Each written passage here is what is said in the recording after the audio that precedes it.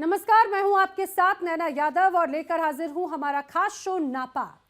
नापाक जहां पर सरहद पार से रची जा रही तमाम तस्वीरें दुनिया के सामने हैं। पाकिस्तान का हर झूठा प्रोपेगेंडा बेनकाब होता है। रावलपिंडी इस्लामाबाद की जुगलबंदी से होने वाला हर जुल्म एक तरह से दुनिया के सामने है और एक बार फिर वही तस्वीर नजर आ रही है पाकिस्तान के एक बड़े हिस्से में। जी हां, जिस तरह से हालात हैं पाकिस्तान के अवैध कब्जे वाले कश्मीर यानी पीओके में इस वक्त महाविस्फोट हो चुका है। शाहबाज सरकार के खिलाफ आवाम का गुस्सा सातवें आसमान पर है और हैरान करने वाली बात यह कि पीओके की सड़कें आज भारत के महान क्रांतिकारी पंडित रामप्रसाद बिस्मिल की कविता सरफरोशी की तमन्ना से गूंज रही है। मुनीर की जालिम फौज के आगे घुटने टेकने के बजाय प्रदर्शनकारियों ने पाकिस्तान सरकार को आर पार की लड़ाई का अल्टीमेटम दे दिया। साफ चेतावनी है कि अगर जुल्म ना रुके तो पीओके की आवाम सीजफायर लाइन तोड़कर भारत की तरफ कूच कर जाएगी। यानी अब पीओके में पाकिस्तान के अंतकाल का काउंटडाउन शुरू हो चुका है।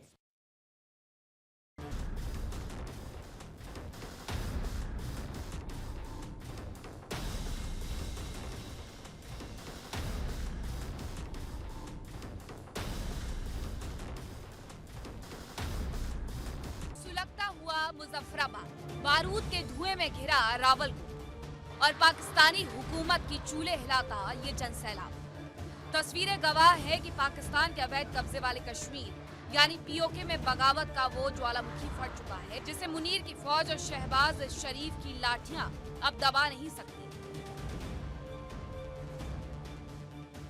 जिस पीओके को पाकिस्तान अपना प्रोपेगेंडा टूल समझता था, आज उसी पीओके की सड़कों पर भारत के महान क्रांतिकारी पंडित रामप्रसाद बिस्मिल की कविता गूंज रही है। सरफरोशी की तमन्ना अब हमारे दिल में है, देखना है जोर कितना बाजुए कातिल में है। बगावत और गुस्से का आज 28वां दिन है। पीओके की आवाम का सब्र अब मुनीर सेना के जुल्मों के आगे टूट चुका है।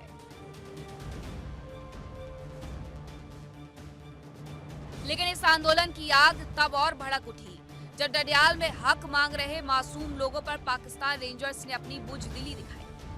पाकिस्तानी फौज के हुक्म पर रेंजर्स ने निहत्थे प्रदर्शनकारियों पर अंधाधुंध गोलियां बरसा दी। इस बर्बर फायरिंग में एक बेगुनाह की जान चली गई और 14 लोग लहूलुहान हो गए। कोटली से लेकर बाग और रावलकोट तक इस खून के कतरे ने आग में घी का काम कर दिया।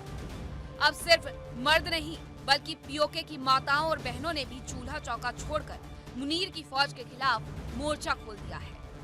अब बात सिर्फ धरने प्रदर्शन की नहीं रह गई। पीओके की आवाम ने इस्लामाबाद की भीख मांगती शहबाज सरकार के डेथ वारंट पर दस्तखत कर दिए हैं। इस पूरे आंदोलन की कमान संभाल रही संयुक्त अवामी एक्शन कमेटी ने आर पार की लड़ाई का बिगुल फूंक दिया है। कमेटी ने शहबाज शरीफ और आसिम मुनीर को सीधे शब्दों में 8 जुलाई तक का अल्टीमेटम दे दिया है। साफ चेतावनी दी गई है कि अगर 8 जुलाई तक पीओके को उसका हक नहीं मिला, महंगाई कम नहीं हुई, तो 9 जुलाई से वो कयामत आएगी जिसे संभालना पाकिस्तान की किसी सुरक्षा एजेंसी के बस की बात नहीं होगी। शहबाज सरकार की कायरता देखिए। इस बगावत की गूंज पूरी दुनिया में ना फैले, इसलिए 5 जून से ही पूरे पीओके में इंटरनेट की बत्ती गुल कर दी गई है ताकि डिजिटल इंडिया के बगल में जी रहा पीओके दुनिया से कट जाए। लेकिन शहबाज शरीफ भूल गए कि जब दिल में आजादी की तड़प तो इंटरनेट की जरूरत नहीं होती। बिना इंटरनेट के भी 9 जून से रावलकोट की ईदगाह मैदान में हजारों का हुजूम टेंट गाड़ कर बैठा है।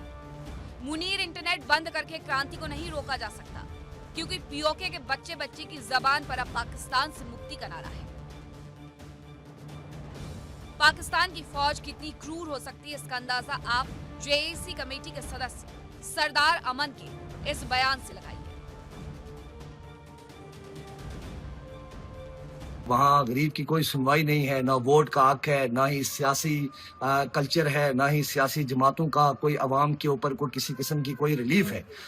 इस सारे दौरानिए में अवाम सिर्फ एक काम के लिए हैं, वो जबर के ज़रिए, बंदूक के ज़रिए, अदालतों के ज़रिए, सरदारों के ज़रिए, वडेरों के ज़रिए, जागीरदारों के ज़रिए जो है अवाम सिर्फ टैक्स देने के लिए हैं और हुक्मरानों की मनपसंद टैक्स अदायगी पर मजबूर हैं कि जितना हुक्मरानों को बेशक लोगों के पास खाने के लिए कुछ ना हो, लेकिन हुक्मरानों ने टैक्स लेने हैं अवाम से और अवाम की कोई सुनवाई नहीं है।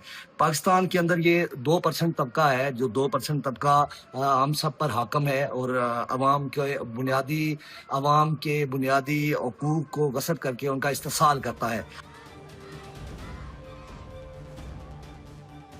और इसी जुल्म के बीच आया है वो सबसे बड़ा मोड़ जिसने मुनीर और शहबाज शरीफ की रातों की नींद हराम कर दी है। दाने दाने को तरसती पीओके की आवाम ने अब अपने असली वतन यानी हिंदुस्तान से मदद की गुहार लगाई है। प्रदर्शनकारियों ने खुलेआम कैमरे पर कहा है कि हमें भारत और जम्मू कश्मीर के अपने भाइयों की मदद चाहिए। उस पार मेंढर और पुंछ, राजौरी, डोडा वहां के आवाम से हमारी अपील है कि इस तरफ राशन की किल्लत है, अद्वियात की किल्लत है और हमें आपकी मदद चाहिए।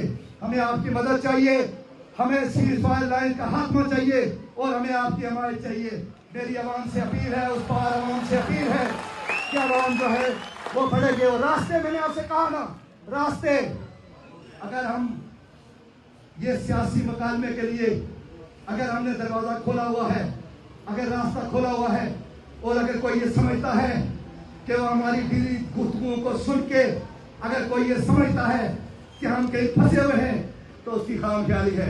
कोई नहीं फंसा हुआ, रास्ते हम बताएंगे तुम्हें इंशाअल्लाह ताला। रास्ते उसके बाद देखोगे सारे रास्ते इंशाअल्लाह ताला हम बताएंगे उसके बाद रास्ते के रास्ते कहाँ हैं।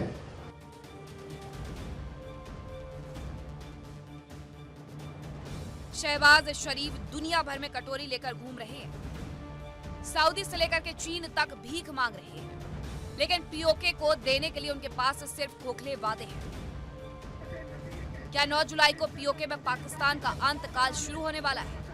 क्या मुनीर की बंदूकों का शिकार बनी आवाम इस बार पाकिस्तान के नक्शे से पीओके का नाम मिटाकर दम लेगी? Bureau report, India daily 24/7।